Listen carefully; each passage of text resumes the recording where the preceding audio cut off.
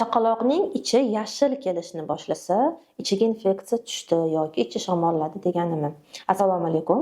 Ismim doktor Mushtari Mamuri. Siz mening kanalimdasiz. Bizning kanalda hamma narsa ona suti haqida, chaqaloqlar parvarishi va emizikli ayollar haqida. Demak, mavzuyimizga qaytamiz. Har qanday ona, har qanday ota-ona eng ko'p diqqatini yangi tug'ilgan chaqaloqning tagligiga qaratadi. Ya'ni uni ichi qanaqa keldi, keldimi, kelmadimi, qancha miqdorda keldi, necha marta kuniga keldi. Va rangi bu yerda juda ham katta ahamiyatga ega ota-onalar uchun. Chunki agar sap-sariq oltin rangda kelsa hammasi yaxshi, agar sariq rangda kelmasa, rangi yashillashni boshlasa, demak 100% sutim yoqmayapti, sutimga infeksiya tushib qolgan yoki bolani ichi shamollab qolgan, shamollatib qo'yganmiz degan xulosaga kelishadi. Aslida qanday? Aslida chaqaloqning ichi qanday kelishidan qat'iy nazar, agar uning vazn qo'shishi joyida bo'lsa, psixomotor rivojlanishi joyida bo'lsa, o'zini his qilishi joyida bo'lsa, ya'ni sizni ko'zingiz oldida baxtli chaqaloq yotgan bo'lsa, demak najasning, ya'ni axlatning rangini umuman ahamiyati yo'q. U bo'lishi mumkin sariqning istalgan tusida, och sariq, o'rtacha to'q sariq, orange sifat sariq, jigarrangroq sariq va hattoki yashil ham kelishi mumkin. Bu yashillik orada bitta-ikkita qanaqadir qismlardan iborat bo'lishi mumkin yoki to'la to'kis och yashil, to'q yashil, deyarli qop-qora yashil ham kelishi mumkin. Bular hammasi ya'ni norma bo'ladi. Nima uchun bunday bo'ladi? Umuman najasning rangi, chaqaloqlarda najasning rangi nima bilan bog'liq? Avvalambor bu u iste'mol qilayotgan ovqatlanish turi, ya'ni bu to'liq ona sutidami yoki aralashdami, ya'ni qisman ona suti, qisman sun'iy aralashma yoki to'liq sun'iy aralashmadan. Agar bola sun'iy aralashmada bo'lsa, u sun'iy aralashmaning turi qanaqa? Chunki ba'zi bir sun'iy aralashmalarda najas faqat yashil kelishi bu eng tabiiy holat bo'lishi mumkin. Demak, bolajonimizning najasini rangiga avvalambor u qaysi turdagi oziqlanishdaligi ta'sir qiladi. Undan tashqari qay turda tug'ilganligi.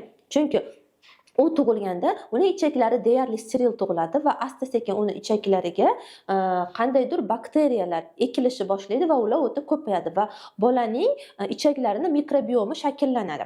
Va bola agar tabiiy tug'ruqda tug'ilgan bo'lsa, bu butunlay boshqa vaziyat. Agar u kesircha yo'l bilan tug'ilgan bo'lsa, boshqa vaziyat. Bola qay holatda, u sog'lom tug'ildimi yoki qandaydir xastalik bilan tug'ildimi? Tug'ruqdan keyingi ilk bir necha kuni u qayerda o'tkazdi? Tug'ruqxonada onani oldidami yoki-da jadal davolash xonasi, ya'ni bu intensiv davolash xonasi bo'lishi mumkin yoki reanimatsiya ham bo'lishi mumkin. Ya'ni bular hammasi najas qanaqa rangda kelishiga va qay turda, qay holatda kelishiga ta'sir qiladi.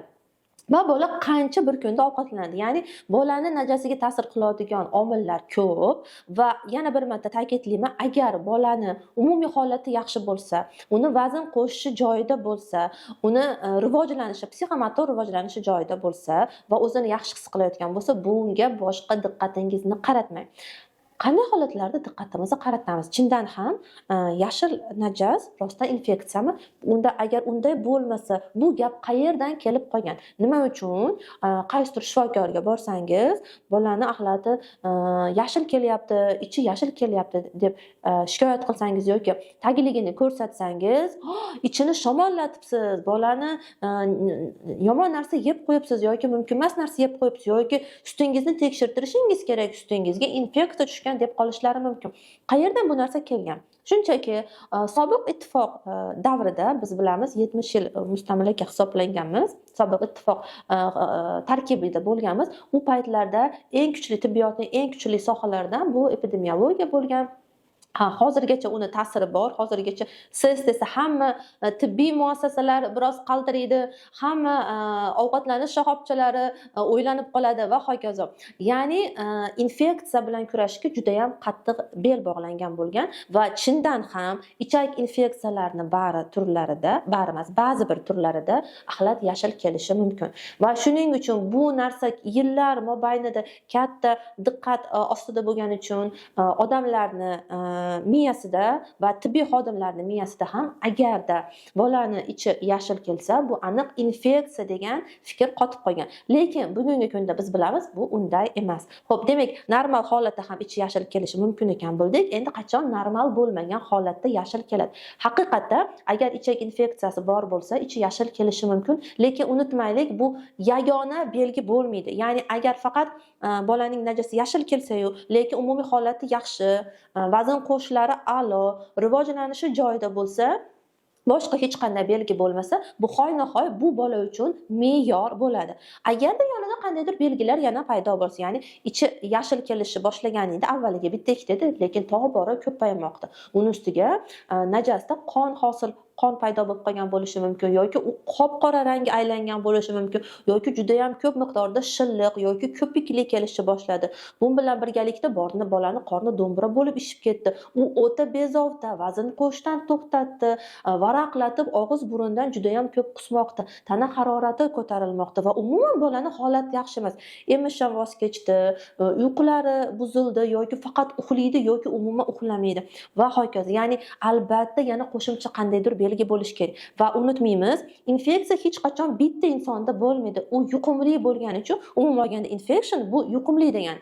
Ya'ni infeksiya bo'ladigan bo'lsa, u ichak infeksiyasimi, boshqacha infeksiyami, albatta oilada yana boshqa kimdadir bu narsa kuzatiladi. Ya'ni epidemiologik anamnezga ham qaraymiz. Demak, tushunib oldik, infeksiyada ham ichi yashil kelishi mumkin ekan. Ya'ni ichak infeksiyasida sog'lom bolani ham ichi yashil kelishi mumkin ekan. Yana infeksiyadan boshqa qanday sharoitlarda, qanday holatlarda chaqaloqning ichi yashil kelishi mumkin? Bu sizni biroz o'ylantirishi va hattoki qarshiligingizni chaqirishi mumkin. Lekin bolaning qorni to'ymayotgan bo'lsa, chaqaloqning qorni to'ymayotgan bo'lsa, ya'ni uning ichiga yetarlicha ozuqa kirmayotgan bo'lsa, axlati yashillanishi mumkin.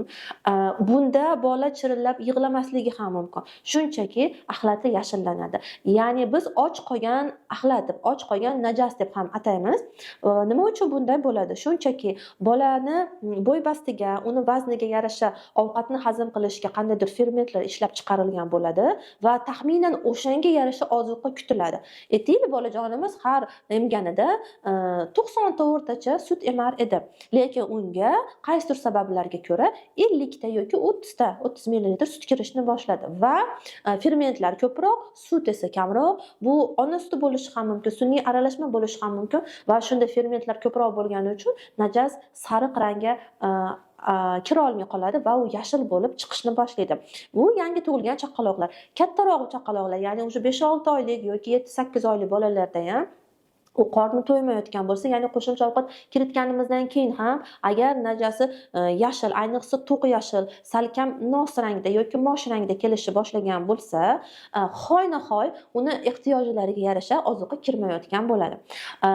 Shunday holatda agar siz sun'iy aralashmada, ya'ni bolajoningiz kichikroq bo'lsa, u sun'iy aralashmada bo'lsa, albatta pediatringiz bilan maslahatlashib, uni bir oyda qancha vazn qo'shganini aniqlab va agarda biz vazn qo'shishda me'yordan ozroq ekanligini ko'rsak, albatta taomlanishini, ovqatlanishini, sutkalik ehtiyojini hisob-kitob qilib korreksiya qilishimiz, ya'ni to'g'rilashimiz, hoynahoy ko'paytirishimiz kerak bo'ladi. Agar bolajoningiz to'liq ona sutida bo'lsa, demak siz ona suti bilan oziqlantirishni qayta ko'rib chiqishingiz kerak bo'ladi. Albatta bunda sizga yoki pediatringiz yoki ona suti bo'yicha maslahatchingiz yordam beradi.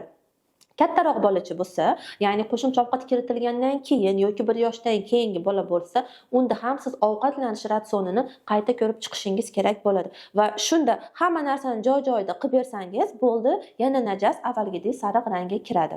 Demak, biz bugun bilib oldik, agar chaqaloqni najasi yashil rangda kelsa, qo'rqib ketishdan oldin biz bolajonimizni kuzatishimiz kerak. Hoynahoy bu norma bo'lishi mumkin. Yoki-da doim sariq kelardi, endi yashil kelishni boshladi deydigan bo'lsangiz, unda albatta yuqorida sizga tavsiya qilgan omillarni ko'rib chiqasiz va nazaringizda haqiqatda bolaga sut kam kirayotgan bo'lsa, taomlanishini shunchaki to'g'rilaysiz va hammasi joyiga tushib ketadi. Keyingisi, ya'ni agarda ona sutiga infeksiya tushgan bo'lsa, bu mavzuni albatta bizlarga keng qilib yoritib beramiz. Keyingi videolarda albatta kuting.